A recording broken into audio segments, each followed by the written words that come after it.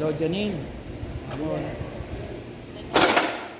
Janine, tinatanong ni Angel, yung kay Ibet, Fernando.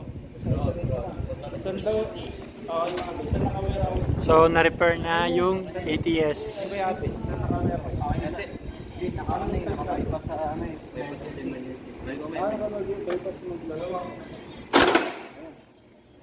Wala rito eh.